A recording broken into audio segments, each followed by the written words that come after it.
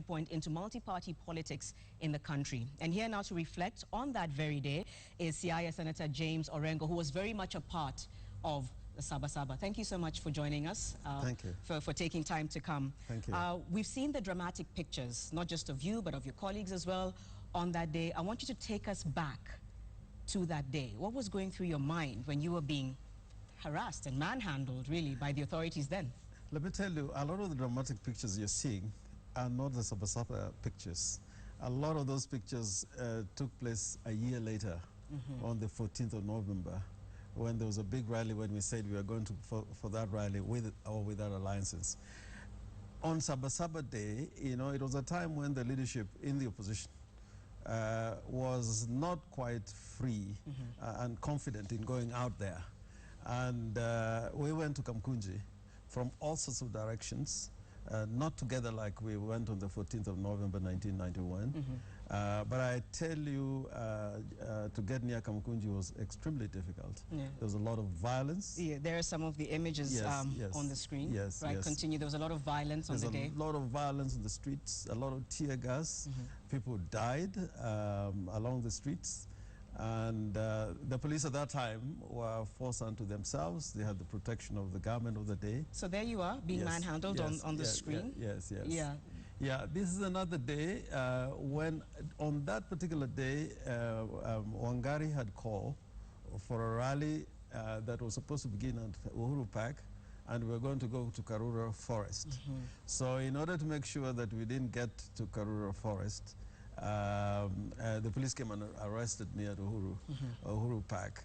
And from there I was marched to Runda Gigiri police station. And I found Wangari there. She had also been arrested, and the next day, the following Monday, we were taken to court and prosecuted. So, it was a struggle, yes, you know, yes, even yes. From Saba.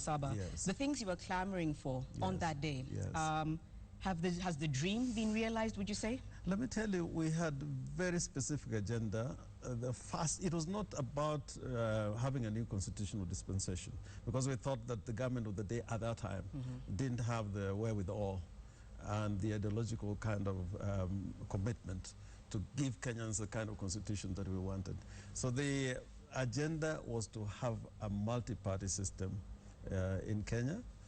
The second issue that we were dealing with, we thought that, you know, if the provincial administration and the police were in place, it was going to be very difficult to have those changes. So we wanted a reform of the administrative structures of the state, including the police. And then the fourth was to do with the law governing meetings, that, you know, we should be able to hold freely. And the use of the media also, because the Kenya Broadcasting Corporation that day, you know, even if there was something major that happened in the world, it was downplayed. It was downplayed. Even if somebody died, they would not talk about the person having been dead. They would start by saying, President Moi sent his condolences, and then report the death. So, you know, we were saying that we needed a free media. So you've given your insight with regards to what it is that you wanted to see change. Yes. And 23 years later, some people are asking, was this really a clamor for multi-party politics for democracy, or was it a clamor to push Moi out of government? No, I think, you know, for some people it was a clamor to push Moi out. You know, by 1991, we had a broad democratic front where all sorts of manner of people came on board. People who had been thrown out from the Moi government, they really were not talking about change, but they wanted to settle scores with President Moi. And the only person who verbalized this very openly in a meeting we had in Mwite's office was Professor Wangari Maathai. And she was saying, you know, let's have everybody on board, but the leadership of this movement for change must be led by the people who had the history, had the ideological orientation. And I can tell you, outside Mwite's office, we had people who had been vice presidents knocking the door. You know, at that time, they felt, you know, very unimportant, because inside there was Jaramogi Oginga Odinga, there was Paul Mwite, Gitobo Manyara. They didn't want to be locked out. But I think consistently what has happened in Kenya up to now is that the leadership of the people who fought for change did not get to the center of government, and therefore a lot of the changes that are taking place are hodgepodge. They don't come from true believers. And I can tell you, the Moi state is very intact. The Moi state is very intact. Is very intact. Although we have different tools, we have a new constitution. So not much has changed in your view, that's what you're saying? Yeah, I mean, even you're saying same script, different cast? Yeah.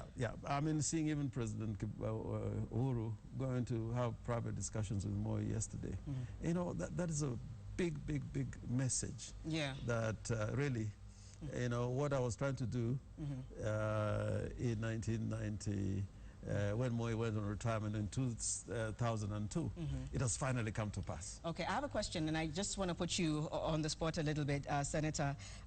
You were lands minister.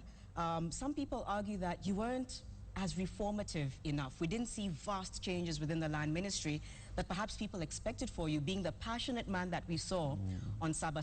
Yes. That not much, you know, you didn't change as much as you should have. Kenyans feel perhaps there's so much more you could have done. What do you have to say to that? Let me tell you, we believe in constitutionalism. I could have done a Mugabe and go out there and say, we have nationalized the land.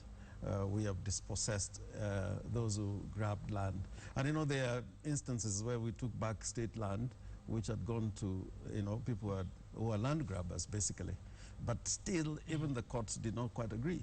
They say we must have some kind of process. Yeah. And what has happened was that although people don't see when you have a legal transformation, even a constitutional transformation, is that if you look at the land chapter in the Constitution, it is a very big change from the past. And in cabinet had a lot of opposition, first on the national land policy, which formed the base for the land chapter in the Constitution. So you feel that you the legal and constitutional structure is there. Now is the time for implementation.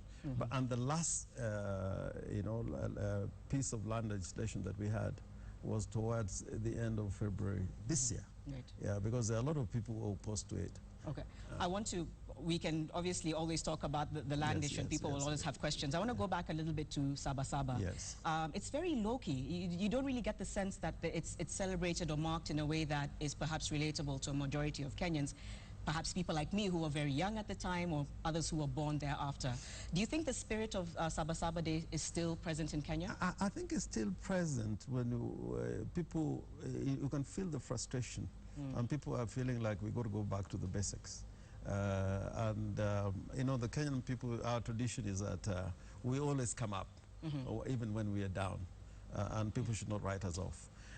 And part of the reason, let me tell you, the other day when I had a meeting of our Senate committee, and the security organs of the state were appearing before our Senate committee, and I can tell you, the leadership of that security team, and also within the bureaucracy in the office of the president, you know, you saw the same old faces. You know, the politicians who have been voted out, but this team is there intact. And they were talking about the new administration. Yeah, you know. It's intact, but some would argue that in terms of the civil society or those of you that was there the day pushing the agenda of Saba, that exists, but it doesn't have the same gravitas that it did on the day. It doesn't attract the kind of passion that it did on. Does that worry you? It doesn't worry me. It was partly because part of the leadership in civil society went into government. Political leadership which was carrying out this activity extra parliamentarily, you know, like Raila Amolo Odinga, Gitobe Manyara, and to some extent Paul Mwite, the governor of Makueni, you know, these characters were in the leadership, the Chief Justice, you know, they were all there. So they have been consumed, you know,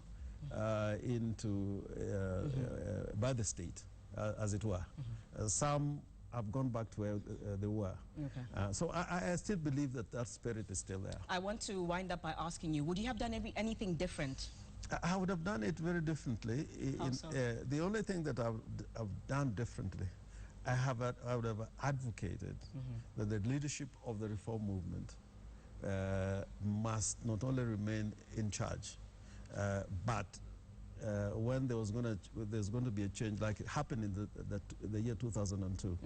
You know, the leadership of the reform agenda should have been in government. But what happened was that part of the old order, the status quo, you know, it is the Mwai Kibakis, now it is the Uhurus who are part of the old order. It is the people who are in KANU whom we are fighting against. Those were people who were controlling government even when we had the Kibaki government in the year 2002 to 2010. And they're still in charge today. And they traced their roots back to 1963. So I think now it is a time to reorganize, to rethink. I think there's going to be even a Kenyan spring. I think there's going to be a wind of change blowing across Africa, because Africa has to rediscover itself. True. When you see the AU you know, suspending the Egyptian government from the AU, and the Americans acting cautiously, you know, in AU is about self-preservation. But probably in the West and elements within the democratic processes within Africa would want to see the quality of the change that is happening, is taking place in Egypt, as opposed to, you know, this kind of condemnation. Okay, thank you. Interesting you say that the African spring and the wind of change perhaps blowing through the continent, and we'll see a lot more of that later. Thank you so much for coming and reflecting with us and sharing your thoughts and views. It was a pleasure. Okay, thank you so much. Thank you. Right, well, you are watching Sun